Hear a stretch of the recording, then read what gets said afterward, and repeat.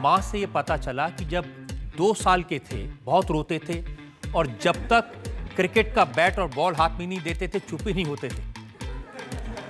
देखिए, जब मैं 2 साल का था तो मुझे नहीं मालूम था कि मैं ऐसा कुछ करता था। अगर मेरी माता जी ने ऐसा बोला है तो मैं करता हूँ। वो जो जिद करने की आदत है वो आज तक कायम है। देखिए, अगर जिद अच्छी हो तो क्यों ना करें जिद। कि अगर जिद हो कि आप अपने देश के लिए खेलना चाहते हैं तो वो जिद अच्छी है। जिद हो कि आप बॉलरों की पिटाई करें, वो जिद अच्छी है। बहुत सारे लोग तो कहते हैं कि जैसे सलमान खान का वो डायलॉग था ना कि जब मैं अपने आप से कमिटमेंट कर लेता हूँ तो अपने आप की भी नहीं सुनता। तो जब सहवाग ने तय कर लिया इस बॉलर को मारना है तो फिर अपनी भी नहीं सुनेंगे। क्या होता, जब मैं नया ओपनर बना था तो मेरे दिल में डर था फास्ट बॉलिंग का, नया बॉल का। तो वो डर को निकालने के लिए मैं मारना शुरू किया कि वो डर शायद उन बॉलरों में भी तो बने। वो सिर्फ बैट्समैनों में क्यों रहे वो डर, उन गेंदबाजों में भी डर होना चाहिए। सादिक मोहम्मद जो पाकिस्तान के ओपनर बैट्समैन थे, उनका एक दिन स्टेटमेंट मैंने देखा। उन्होंने कहा कि जब सहवाग मैदान में उतरता है तो ऐसा लगता है कोई आतंकवादी आ गया है।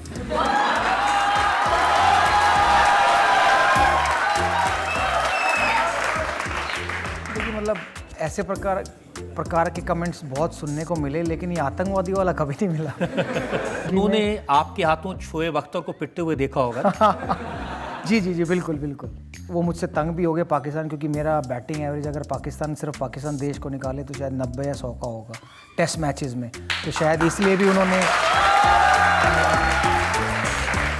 ऐसा कमेंट दिया होगा। शोएब अख्तर को आपने सिर्फ अकेले नहीं पीटा, आपने तेंदुलकर से भी पिटवाया उन्हें।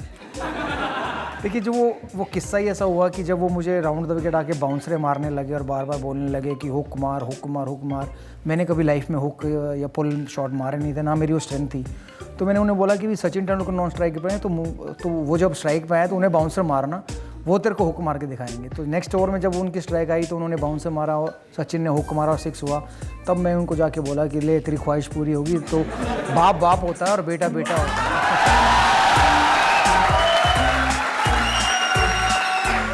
लेकिन आप उल्टा क्यों बोलते हैं? शोएब अख्तर की लाहौर में आप पिटाई कर रहे थे, एक के बाद उनकी गेंदों पर चौके छक्के मार रहे थे, फिर आप उनको कहते हैं कि तू बॉलिंग कर रहा है या भीख मांग रहा है?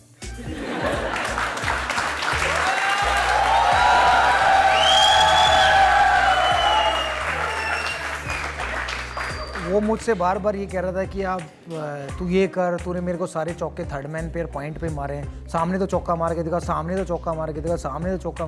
तो मैं उसको बोला, भाई तू बॉलिंग कर रहा है कि तू भीख मांग रहा है?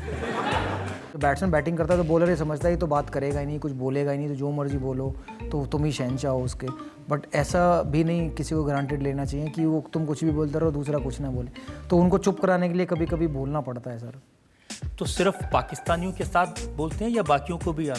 नहीं सर, बाकियों को भी। मतलब एक किस्सा और मैं आपको सुनाता हूँ कि ऑस्ट्रेलिया में जब हम थे तो सचिन और मैं बैटिंग कर रहे थे, तो माइकल क्लार्क उस समय नए खिलाड़ी ऑस्ट्रेलिया के आए थे। तो वो बार बार जाकर सचिन तेंदुलकर को कुछ बोल रहे थे, you are too old, you can't field, you can't do this, you can't do that.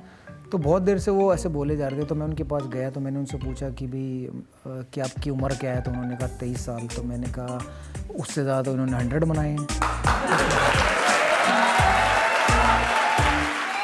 शुरू के दिनों में फास्ट बॉलिंग से आप बहुत परेशान रहते थे। पहला मैच में तो बिल्कुल ही आउट हो गए थे। उस समय भी शोएब अख्तर था जी पहले मैच में, तो इसलिए उसकी ज़्यादा पिटाई की बाद में जब वो मुझे मिला कि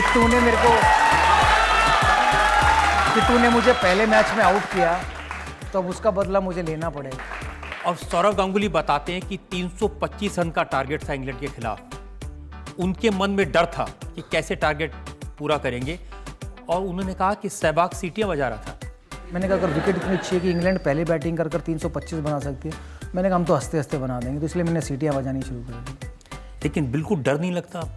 अगर फ्लिंटॉफ गुस्से में आ जाएंगे या हार्मिसन, तो वो मेरे को बॉल मार सकते थे, मतलब मेरे छाती में या हेलमेट पे, उसका डर था। बट ये नहीं था कि हम लोग हारेंगे, क्योंकि हमें मालूम था इंग्लैंड इतने सालों से हम पे राज किया है। अब हमारा टाइम आया है उन पे राज करने का। अब मैं आपको बता देता हूँ आपके बारे में ड्रेसिंग रूम में क्या कहते हैं। अच्छा ही कहते होंगे ना सर? आपके जो साथी हैं वो ये कहते हैं कि जितनी धुआंधार बैटिंग ये मैदान में करता है, जितना आक्रामक वहाँ पर दिखता है, उसके मुकाबले ड्रेसिंग रूम में वीरेंद्र सहवाग उतना ही अच्छा इंसान है। वाह, मतलब सही, आपको फीडबैक सही मिला है।